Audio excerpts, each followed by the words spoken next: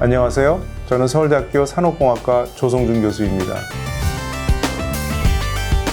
빅데이터는 본질적으로 여러 데이터가 모인 것들을 빅데이터라고 하는데요. 우리가 페이스북이나 인스타그램을 생각해 보시면 거기에 수많은 사람들이 글을 올리고 이미지를 올리죠. 동영상도 올리고. 그런 데이터를 수많은 사람이 올리면 엄청나게 많은 양의 데이터가 생기는 거죠. 또 하나는 이제 그 데이터의 생성 속도가 매우 빠르다는 거죠. 왜냐하면 전 세계인이 동시에 올리니까 나도 올리고 옆에 있는 친구도 올리고 하니까 수많은 데이터가 막 빠른 속도로 생성이 되고요. 마지막으로는 그 데이터의 종류가 숫자만 있는 게 아니고 텍스트와 이미지, 동영상 이렇게 다양한 데이터들이 생성이 된다는 거, 그런 것이 이제 빅데이터의 특징이고요. 우리가 너무 기술적으로 얘기하지 않고 내가 IT 하는 사람이 아니라면 이 빅데이터가 어떤 의미냐라고 한다면 빅데이터는 어떤 우리가 소중하게 생각하는 가치를 만들기 위한 하나의 재료다, 이렇게 얘기할 수가 있습니다. 그 가치는 돈이 될 수도 있고 또는 국민의 행복이 될 수도 있고 국민의 안심이 될 수도 있고 안전이 될 수가 있습니다. 그런 가치를 우리가 만들어내는 데 있어서 빅데이터를 재료로서 또 활용할 수가 있습니다. 해외에서 그 다양한 소스의 데이터를 모아서 가공을 한 다음에 그거를 판매하는 그런 기업들은 부지기수로 많습니다. 국내에서도 대표적으로 모 이커머스 업체가 손실을 많이 봄에도 불구하고 수조 단위의 투자를 받아서 최근에 화제가 되었는데, 결국은 그 회사도 왜 투자를 하냐를 생각해 보면 수많은 우리 소비자들이 어디 살고 어떤 물건을 사고 얼마나 자주 사는지 하는 것들에 대한 데이터가 그 회사에 다 쌓이기 때문에 그런 것들이 중요한 리소스를 확보했다라는 그런 측면을 인정을 받은 거고요. 또 해외 사례 중에 링크드인이라는 회사가 있는데 수십억 명의 사람들의 그 이력서를 다 가지고 있습니다. 그래서 그 링크드인을 통해서 구인도 되고 구직도 되는 거죠. 문제는 그 회사는 돈을 거의 벌지를 못했습니다. 그럼에도 불구하고 마이크로소프트가 26조라는 거액을 투자해서 그 회사를 인수한 거죠. 그러니까 돈을 못 버는 회사를 왜 26조에 샀느냐? 결국은 그 회사가 확보하고 있는 10억 명 이상의 인재들에 대한 데이터를 확보했다, 이렇게 우리가 볼 수가 있습니다.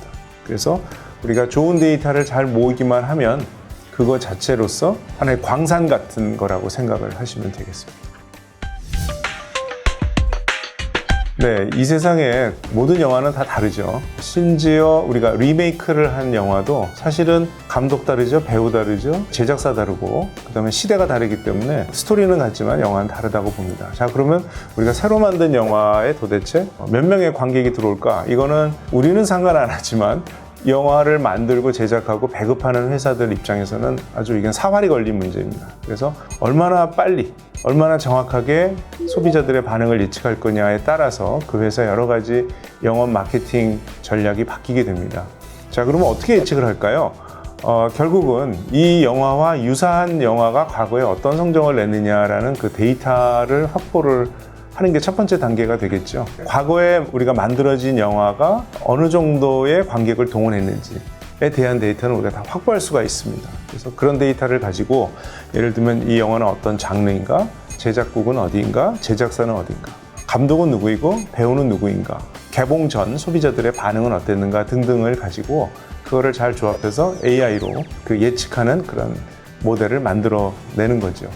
그렇게 해서 영화 예측, 관객수 예측을 하는 모델을 만들면 그거는 어떤 장점이 있냐면 기존에는 사람들이 모여서, 전문가들이 모여서 이번에 이런 영화는 50만 들어올 것 같아, 이건 100만 들어올 것 같아, 이런 식으로 자기의 어떤 경험이나 주관이나 감에 의해서 예측을 했다면 이것은 좀 더 객관적인 데이터를 가지고 예측을 하기 때문에 객관성이 보장이 되고요.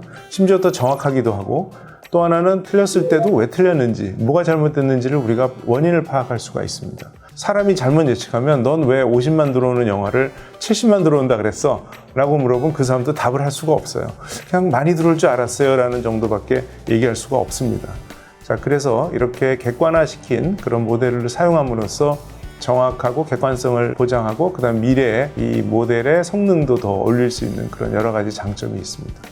금융기관에서 많이 하고 있는 대출 신청자의 그 신용평가 이런 것들도 사실은 빅데이터로 많이 하고 있고요. 해외에서는 직업이 뭐냐, 수입이 얼마냐, 재산이 얼마냐 뿐만 아니라 이 사람이 페이스북에서 어떤 내용의 대화를 나누는지, 어떤 사진을 올리는지 등을 가지고 그 사람의 신용도까지 평가하는 그런 데까지 발전이 되어 있습니다. 라스베가스에 있는 모 카지노에서는 단골 고객 개인별로 이 사람이 어느 정도의 도박 손실을까지 감당할 수 있는가, 그 이상이 되면 돌아오지 않겠죠. 그래서 계속 고객이 돌아올 수 있도록 어느 정도까지의 그 손실을 감당할 수 있는지 그 한계를 데이터를 가지고 추정을 합니다. 그래서 그 한계에 가까워지면 일부러 가서 그 고객이 더 이상 돈을 잃지 못하게 오히려 카지노에서 방해해서 돌아올 수 있게 그렇게 만드는 사례들도 있습니다. 네, 빅데이터를 알면 취업이 잘 됩니다. 제조, 금융, 유통, 통신 할 거 없이 수많은 기업들이 빅데이터를 전문으로 하는 데이터 사이언티스트를 애타게 찾고 있습니다. 그런데 문제는 우리나라 지금 교육기관에서 그렇게 사회가 요구하는 그런 데이터 사이언티스트를 충분히 공급하지 못하고 있습니다.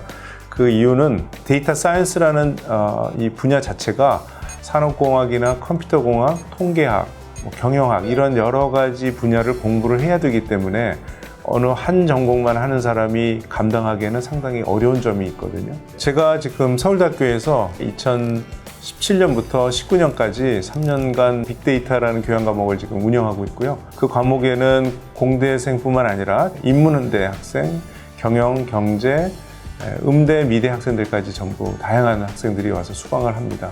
최근에는 코딩 없이 클릭과 드래그만 가지고 분석할 수 있는 그런 분석 툴이 등장을 했어요. 게다가 오픈소스라서 무료입니다.